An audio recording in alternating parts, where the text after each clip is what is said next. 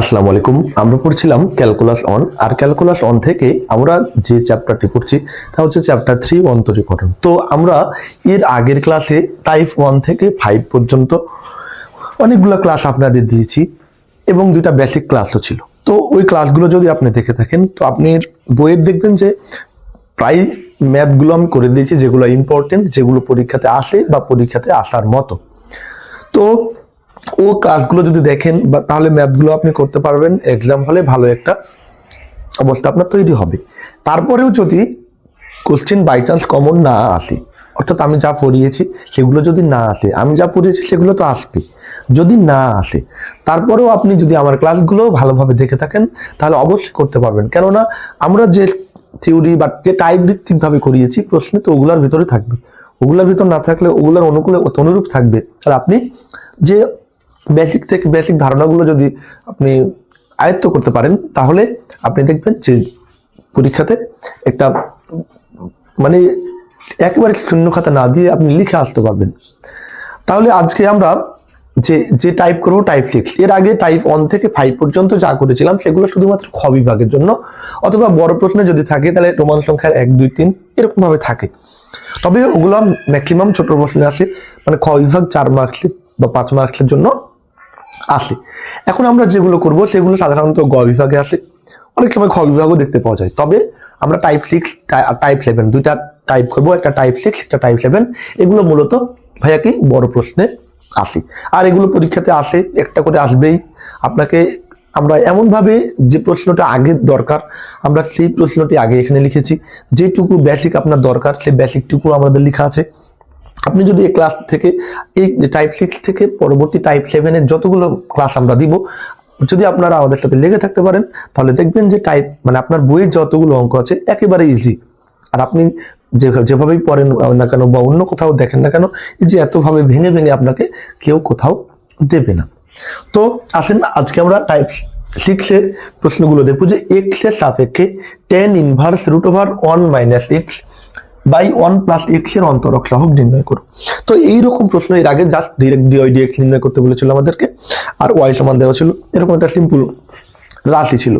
এখন আমাদেরকে এই যে এইরকম আকারে যদি থাকে তাহলে কি করতে হবে, আমরা ইন্টারমিডিয়েটে পড়েছিলাম। ইন্টারমিডিয়েটে আপনাদের একটা পৃষ্ঠাতে ছিল যে কি থাকলে কাকে, মানে কি থাকলে কি ধরতে হবে, কোন রকম আকারে থাকলে বা কিসের মতো থাকলে আমরা এটাকে কি ধরবো, x সমান sin থিটা ধরবো না cos থিটা ধরবো না tan থিটা ধরবো, এইরকম আমাদের একটা ছক ছিল। আপনারা যারা ইন্টারমিডিয়েট ভালোভাবে পড়েছেন তারা দেখতে পাবেন একটা ছক ছিল। তো ওই ছকে অনেকগুলো মান ছিল, আমাদের অনেকগুলো মান দরকার নয়, আমাদের যেগুলো দরকার আমাদের সিলেবাসে যেগুলো আছে বা আমাদের বইয়ের ম্যাথ করতে যেগুলো দরকার সেগুলো আমি এখানে উঠাইছি। তাহলে আপনাকে এই অঙ্ক করার শুরুতে এই 4টা নোটস আগে ভালোভাবে বুঝতে হবে, বুঝে খাতায় লিখতে হবে। খালি খাতায় লিখলে হবে না, সেগুলোকে আয়ত্ত করতে হবে। দেখেন, যদি √1 + x, ভালোভাবে খেয়াল করবেন, যদি √1 + x অথবা √1 - x থাকে, যদি কি ভাইয়া √1 + x অথবা √1 - x থাকে তাহলে আমরা এটাকে ধরবো x সমান cos থিটা, তাহলে ওটাকে আমরা ধরবো x সমান cos থিটা। আবার যদি √1 + x² থাকে তাহলে সেটাকে ধরবো কি x সমান tan থিটা অথবা cot থিটা। আপনি x সমান tan থিটা ধরতে পারেন অথবা x সমান কি cot থিটা ধরতে পারেন, দুটোটা ধরলেই আপনার অ্যান্সার মিলবে। তারপর এটা √1 - x², এখানে দেখেন √1 + x, 1 + x, খালি যদি 1 + x থাকে তাহলে x সমান কি ধরবো cos থিটা, অথবা 1 - x থাকলে x সমান cos থিটাই ধরতে হবে। তবে 1 + x², যদি এখানে স্কোয়ার চলে আসে 1 + x² চলে আসে তাহলে আমরা x সমান cos থিটা বসিয়ে জীবনেও উত্তর মিলাতে পারবো না। তাহলে আমাদের কি করতে হবে, 1 + x² সমান ধরতে হবে আমাকে x সমান tan থিটা অথবা cot থিটা। এই ধারণাগুলো আপনাকে আগেই জেনে রাখতে হবে, অন্য কিছু ধরলে আমাদের উত্তর মিলবে না। তারপর 1 - x², এখানে 1 - x সমান আমরা cos থিটা ধরতে পারতাম। তো এখানে 1 - x² যদি থাকে তাহলে x সমান আমরা sin থিটাও ধরতে পারি, cos থিটাও ধরতে পারি, x সমান sin থিটাও ধরতে পারি, cos থিটাও ধরতে পারি। তারপরে √x² - 1 যদি থাকে তাহলে আমরা x সমান sec থিটা অথবা cosec থিটা ধরতে পারি। তো এই 4টা আপনাকে আয়ত্তে রাখতে হবে। তাহলে কি, আমি আবার বলি, √1 + x অথবা √1 - x যদি থাকে তাহলে x সমান আমাদেরকে ধরতে হবে cos থিটা, যদি root over 1 plus x square থাকে তাহলে আমাকে ধরতে হবে এক্স সমান ট্যান থিটা হয়, অথবা এক্স সমান কট থিটা ধরতে হবে। আরেকটা হচ্ছে root over 1 minus x square যদি থাকে তাহলে আমাকে ধরতে হবে এক্স সমান সাইন থিটা অথবা এক্স সমান কস থিটা। আরেকটা হচ্ছে root over x square minus 1 যদি হয় তাহলে আমাকে ধরতে হবে এক্স সমান সেক থিটা অথবা কোসেক থিটা। আমি যেভাবে পড়লাম সেভাবে আপনাকে পড়তে হবে, পড়ানোর পর এভাবে একবার মুখে মুখে বলতে হবে। যদি বুঝিনি তাহলে আমরা অঙ্কে যাব। এখন দেখেন আমাদের যেটা প্রশ্ন আছে এটা, তো এটাকে আমরা ধরে নিব ওয়াই, ধরে নিব ওয়াই। মনে করি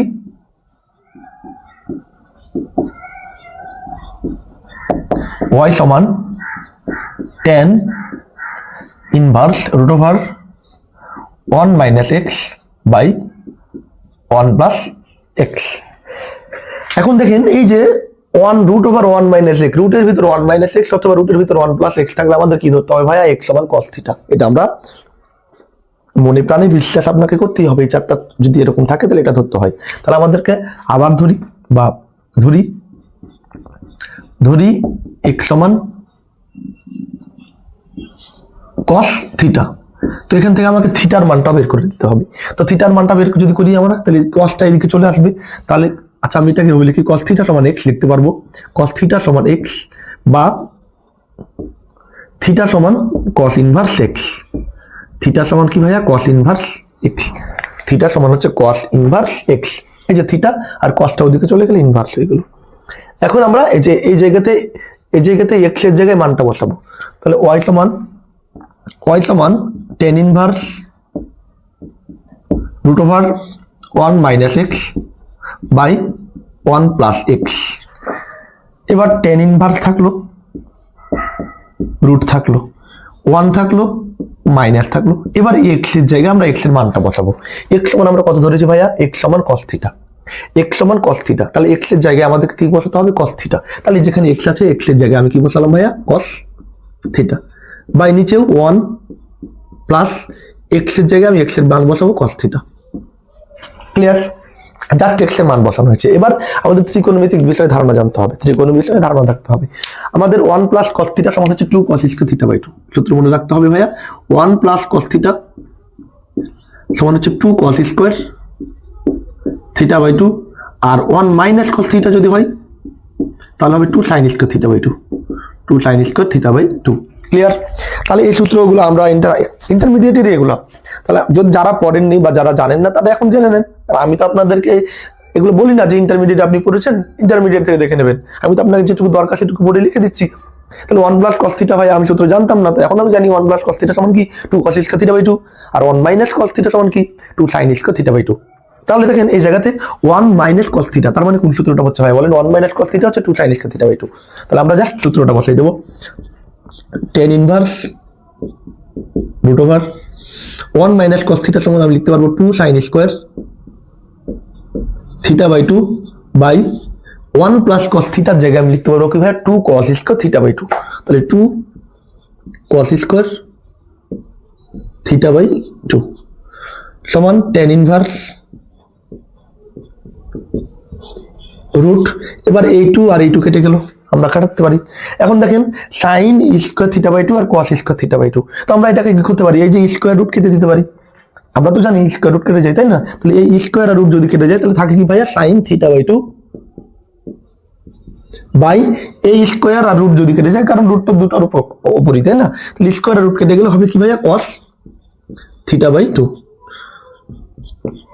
tan ইনভার্স রুট,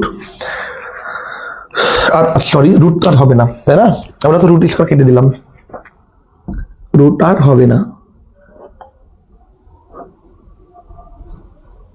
এখানে রুট স্কয়ার কেটে গেল, তাহলে থাকে sine theta by 2, root square কেটে গেল cos theta by 2, tan inverse. এবার দেখেন সাইন বাই কস সমান কি ভাইয়া? Sine theta by cos theta সমান কি? tan theta. Sine x by cos x সমান কত? tan x. সাইন ক বাই কস ক সমান কত? tan ক। সাইনের পর যেটা থাকবে সেটা জানা থাকে। তাহলে দেখেন এখানে sine theta by 2 cos theta by 2, তো sine theta by 2 by cos theta by 2 সমান হচ্ছে কি? tan theta by 2।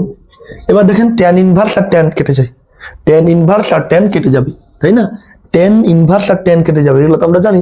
tan inverse R tan যদি চলে যায় তাহলে থাকে কত ভাইয়া? Theta by 2। তাহলে y সমান থাকলো কি? y সমান থিটা বাই 2। আমাদের এগুলো প্রত্যেকটা y সমান ছিল, এটাকে দিয়ে গেলে থিটা বাই 2 থাকলো। এবার থিটার মানটা বসাই দেবো। এই যে আমরা থিটার মান বের করেছিলাম cos ইনভার্স x, থিটা সমান কস ইনভার্স এক্স, ওখানে আমি থিটার মান বসাই দিব। তো বা ওয়াই সমান থিটার মান হচ্ছে কত, কস ইনভার্স এক্স বাই 2। এই যে দেখেন, এই যে এত বড় রাশিকে আমরা এটা ধরলাম, ধরার পর একটা সিম্পল রাশিতে পরিণত হলো। এখন এইটাকে অন্তরীকরণ করতে যতটা কষ্টকর হতো, অনেক বড় অনেক পৃষ্ঠা লাগতো, আপনাকে যতটা সময় লাগতো, ওই সময়টুকু বাঁচানোর জন্যই আমাদের এই কাজগুলো করতে হবে। এরপর আমরা এটাকে অন্তরীকরণ করে দিলে dy dx পেয়ে যাবো। এখন এক্স এর সাপেক্ষে অন্তরীকরণ করে পাই, এটাকে এক্স এর সাপেক্ষে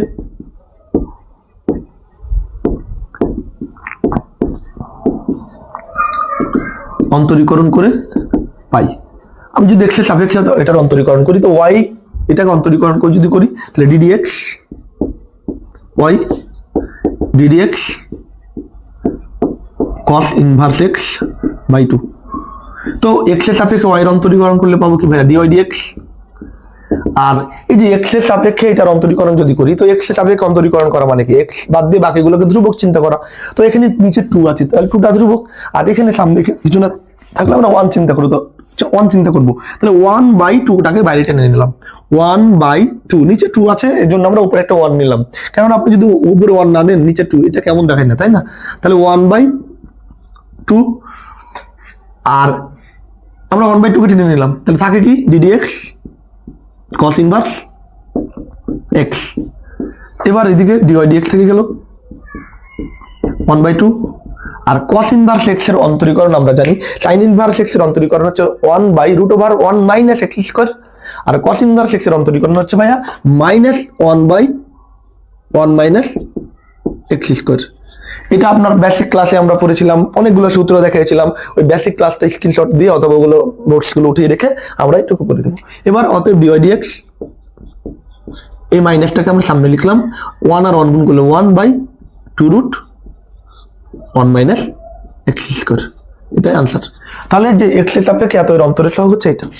আশা করি এখানে আপনার না বোঝার কিছু নাই, যারা টাইপ 1 থেকে 5 পর্যন্ত পড়েছেন, ও টাইপ 1 থেকে 5 পারলে আপনি এখানেও পারবেন। এখানে যেটুকু আপনার প্রয়োজন সেটুকু আমরা আগে ডিটেলস করে আলোচনা করেছি, এবার অঙ্কে আমরা অ্যাপ্লাই করেছি। দেখেন প্রত্যেকটা লাইন প্রত্যেকটা জায়গায় একেবারে ভেঙে ভেঙে দেওয়া হয়েছে। তারপরেও যদি আপনারা বুঝতে না পারেন, তাহলে অবশ্যই আমাদের সাথে যোগাযোগ রাখবেন, আপনাদের জায়গায় প্রবলেম সেই জায়গা আমরা ক্লিয়ার করে দেবো।